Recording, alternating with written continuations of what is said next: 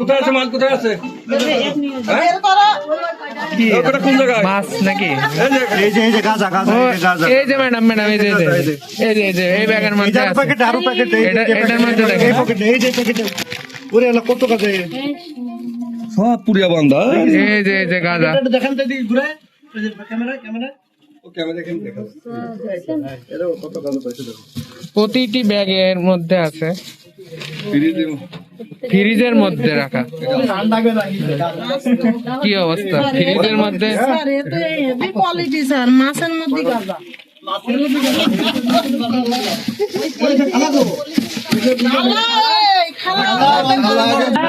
এই যে মহিলা ইনি বিক্রি করে। যশোরের সাজিয়ালিতে 2 কেজি গাঁজা সহ শাহানারা বেগম নামে এক নারী মাদক কারবারিকে আটক করেছে মাদকদ্রব্য নিয়ন্ত্রণ অধিদপ্তর। নিজ বাড়ি থেকে তাকে আটক করা হলেও পালিয়ে গেছে তার ছেলে নাইম হোসেন। এ ঘটনায় যশোর কোতোয়ালি মডেল থানায় মাদক আইনে মামলা হয়েছে। যশোরে স্ত্রীকে ফিরিয়ে নিতে বাধা দেওয়ায় শাশুড়িকে ছুরিকাঘাত করেছে পাষণ্ড জামাতা। অভিযুক্ত অমিত হাসানকে আটক করেছে পুলিশ। জানা গেছে ডিভোর্সের জেরে ক্ষিপ্ত হয়ে শাশুড়ি রাবেয়া খাতুনকে হত্যার চেষ্টা চালায় অমিত। মঙ্গলবার বিকেলে স্থানীয় একটি মুদি দোকানের সামনে চাকুর আঘাতে তাকে রক্তাক্ত জখম করা হয়। পুলিশ জানায়, প্রেমের সম্পর্কের জেরে বিয়ের পর থেকেই স্ত্রীকে নির্যাতন করত অমিত। তবে অভিযুক্তের দাবি, স্ত্রীকে আটকে রাখায় রাগের মাথায় এই কাণ্ড ঘটিয়েছে সে। আহত রাবেয়া খাতুন বর্তমানে যশোর জেনারেল হাসপাতালে চিকিৎসাধীন। এ ঘটনায় মামলা হয়েছে কোতোয়ালি থানায়। যশোর 3 আসনের বিএনপি মনোনীত প্রার্থী অনিন্দ ইসলাম অমিতের নির্বাচনী প্রচারণায় মুখর এখন যশোর। বুধবার উপজেলার কচুয়া ইউনিয়নের দেয়াপাড়ায় এক পথসভায় অংশ নিয়ে তিনি কর্মসংস্থান ও সুশাসনের এক নতুন বার্তা দেন। অমিত বলেন, বিগত আওয়ামী শাসনামলে সরকারি চাকরি পেতে আওয়ামী লীগ করা আর ঘুষ দেওয়া ছিল বাধ্যতামূলক।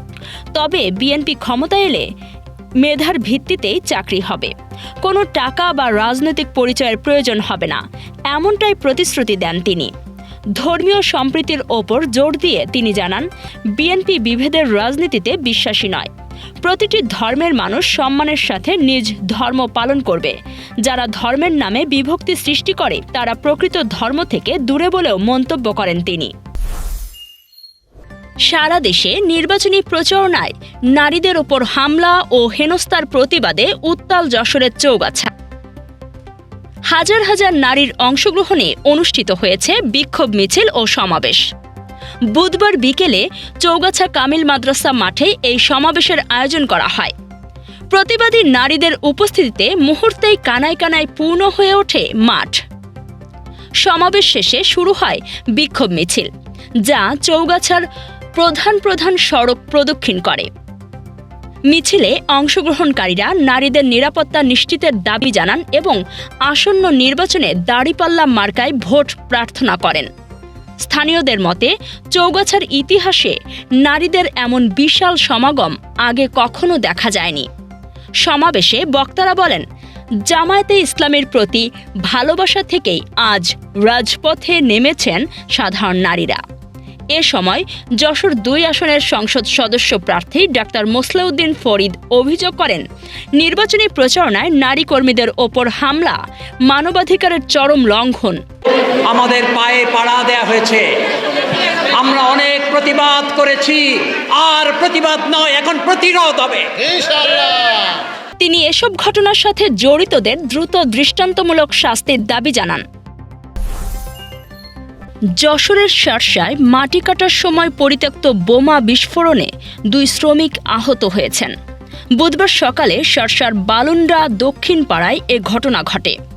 পুলিশ জানায়, জাকির হোসেন ও আব্দুল কাদের নামে 2 শ্রমিক গণিঢালির ভিটেতে মাটি কাটছিলেন। মাটির গভীরে কোদালের আঘাত লাগা মাত্রই সেখানে পুঁতে রাখা একটি বোমা বিকট শব্দে বিস্ফোরিত হয়। এতে দুজনই রক্তাক্ত জখম হন। স্থানীয়রা তাদের উদ্ধার করে যশোর 250 শয্যা হাসপাতালে ভর্তি করেছে। চিকিৎসকরা জানিয়েছেন, আহত জাকির হোসেনের অবস্থা অত্যন্ত আশঙ্কাজনক। এই ঘটনা বালুটা বাজারের ওই পাশে মাটি কাটতে গিয়ে বলে গিয়েছিল মাটি কাটা মাটি নিচে ছিল জিনিসটা মাটি কাটতে খাবড়া লেগেছে। খবর পেয়ে পুলিশ ঘটনাস্থল পরিদর্শন করেছে। বোমাটি সেখানে আগে থেকেই পরিত্যক্ত ছিল নাকি অন্য কোনো কারণে রাখা হয়েছিল তা খতিয়ে দেখছে শার্শা থানা পুলিশ। রমজান আলীর তথ্য ও ভিডিও চিত্রে কাজী সাইমা, রাতদিন নিউজ। যশোর মনিরামপুর সড়কের সতীঘাটায় নিয়ন্ত্রণ হারিয়ে আলম সাধু উল্টে ওহিদুর রহমান নামে এক চালক নিহত হয়েছেন। বুধবার ভোর 6টার দিকে সতীঘাটা কামালপুর জামে মসজিদের সামনে এই মর্মান্তিক দুর্ঘটনা ঘটে।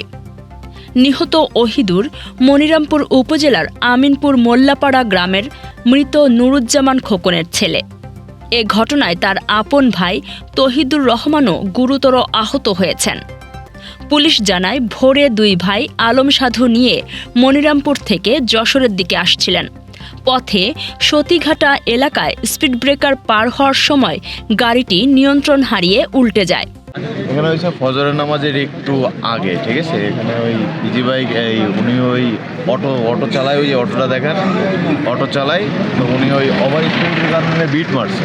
বিট মারার পরে ওনার গাড়িটা ওনার মাথার উপরেই পড়ছে। পরে ঘটনাস্থলে মারা গেছে। দুইজন ছিল, দুইজনই ভাই, ছোট ভাই বড় ভাই। ছোট ভাই একটু আহত হয়েছে, তাকে সদর হসপিটালে পাঠানো হয়েছে। আর ঠিকানা বিচলির ব্যবসা করে, ও বাসা আমিনপুর। বিচলির ব্যবসা করে দীর্ঘদিন যাবৎ। ছোট ভাইটা প্রতিবন্ধী। গত বছর ওর বাপটা মারা গেছে। ও আজকে প্রতিদিনের না, আজকে ওই বিচলি আনতে যাচ্ছিল। এখানে স্পিড আছে বিটে ধাক্কা খেয়ে ও নিজের গাড়ির তলে নিজেই পড়ে মোটামুটি ডেট হয়ে গেছে জায়গায়। এখন আমরা শুনে আসছি, এসে দেখি এই অবস্থায়। এতে ঘটনাস্থলে প্রাণ হারান চালক ওহিদুর। স্থানীয়রা আহত তহিদুরকে উদ্ধার করে যশোর 250 শয্যা হাসপাতালে ভর্তি করেছে। কোতোয়ালি থানা পুলিশ জানিয়েছে, মরদেহ বর্তমানে হাসপাতালের মর্গে রাখা হয়েছে এবং সড়কে যান চলাচল স্বাভাবিক রয়েছে। শামীম হোসেনের তথ্য ও ভিডিও চিত্রে কাজী সাইমা, রাতদিন নিউজ।